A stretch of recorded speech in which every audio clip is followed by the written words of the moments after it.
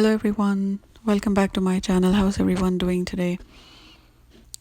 Today I feel like discussing something very important that has been on my mind for a while now, and that is the 5 do's and don'ts of this quarantine, this lockdown that we have. And I would really like to suggest that, as you see the list that has just flashed the screen, that the 5 don'ts are that you don't overthink, you do not overeat, you do not over screen, that is, you don't binge watch too much screen, and you don't oversleep, and you don't waste your time. Take this as an opportunity. You know what? Life never replays. It doesn't. This doesn't have a replay button. You cannot have even a second of your life, no matter how much you wish for it, no matter how much you're ready to pay for it. You can be a billionaire. You talk to somebody and you start saying that, I'd pay you this many $1 billion if you give me a minute of my life back. Well, even a nanosecond will not come back to you. So this is not the time to be silly and just go with the flow, like let yourself go and waste your time and waste your life. This is precious time. If you really use it wisely, it can be, a great turning point of your life where you can decide of how you're going to shape your future. This is a time when you can reflect on your relationships. This is the time when you can create a big bond, a strong bond within your family, with your loved ones. So take it as an opportunity, not as, as a long weekend. So don't waste your time and make the most of it. And this is my list of do's. And this is something I'm also trying to do, that you should learn a new skill. Now, that skill could be anything from a language, and there are so many apps that you can use for learning a new language. And my favorite ones are Duolingo and Memrise, and I have already used Memrise to learn one language, so I would highly recommend that. I'm also trying to learn a new language with my children these days, so it's a lot of fun. You get to spend a lot of quality time with your children, and so you learn a new skill. It could be stitching, knitting, anything. And then you should spend your time reading books rather than watching a screen. Become a good role model for your children. Go to the library, or if you can't go to the library, download some ebooks or buy books from Amazon and just read with your kids. And there are so many things that you can do. You should keep a journal. You should make a planned day, a week ahead. Plan it well. You can even start with planning your meals. Start with planning your activities. Start with planning anything like that you can plan in your daily schedule. Plan it well. Write it down and then do it. Become more organized. And this will also declutter your life, and this will declutter your mind when you become an organized person. So keep a journal, plan, write down your goals and aims for the month ahead, week ahead. And slowly, gradually, you can also plan for the year ahead. And, this will help you become a more organized person. You'll have more control over yourself. And, well, 2 things I would highly recommend in these days is regarding the coronavirus and the immunity.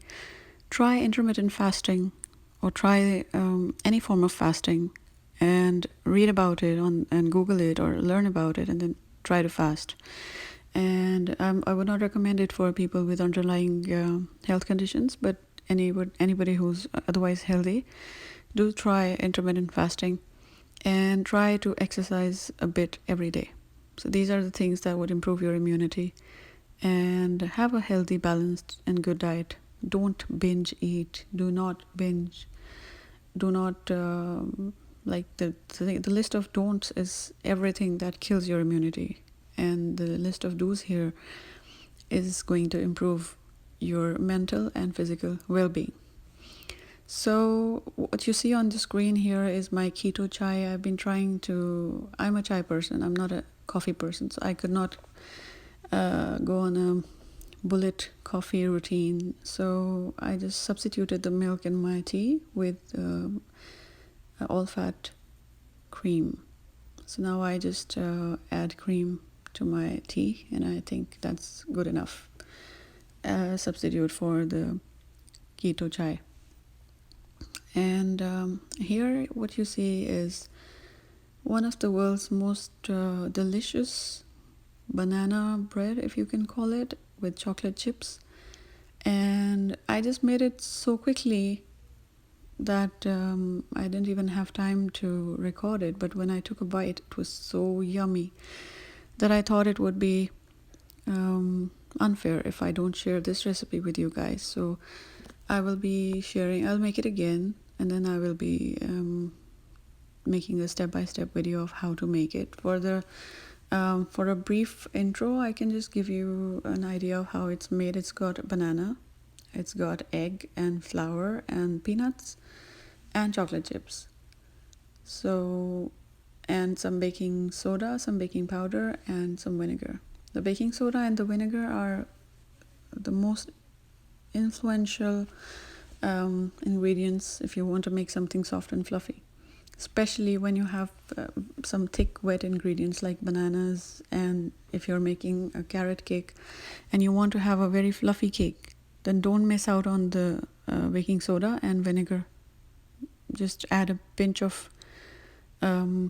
baking soda, well, depending on the quantity of the overall batter that you have, going on from a pinch to maybe a teaspoon, and add a teaspoon of the vinegar, and you will see the bubbles, and those bubbles will also help make a very bubbly, fluffy sponge. So here I am with my delivery from Sam's Club. Oh no, this one was from BJ's Wholesale, and this is my slow cooker. It was quite a deal. It was on $19 and $20 off, and this came with a bonus small slow cooker as well, which was suggested to be used for melting chocolates and stuff and candies. But this one is here, and I am totally new to it. I have no idea how I'm going to use it, and here I am sharing with you guys one of my most prized possessions. This is something I recently got from my visit to Mecca, and this is something that really, I just could not resist getting it, and I got two of these, one for my elder son and one for myself. And this is the most beautiful cover and the most beautiful copy of the Quran that I have ever seen so far. And it's got a velvet cover with some beautiful golden gilded work, and so embellished and so beautiful. And inside as well, it is totally beautiful, and the color they have used is my favorite. It's blue, and I was trying to see where it's made, and it was made in Riyadh, so it is their local product. First I thought maybe it's come from another country, but this is a locally made copy, and I would highly recommend that anybody who's going there should grab one. They come in very many sizes. I did not have the time to make a video of that shop where I got it from, but because I was not in a mood of filming at that time, so I did not make too many videos over there. But this is a shop you cannot miss, because there is a recitation going on from this shop whenever you go by it, and it's located right before the haram. Like, it's on the way to haram when you go to the masjid from Ajiyad, and on the way there is a small area where there are many shops. There are some gold shops, and there are some other shops, and there are some gift shops over there. And then this is, you cannot miss it. It's a small gift shop kind of a shop, and then they have the tilawat on all the time. So have a look and get it for yourself, get it for your loved ones. This was a very, very beautiful Quran that I got for myself, and I've had a habit for a very a long time now that whenever I go somewhere, I get myself a copy of the Quran.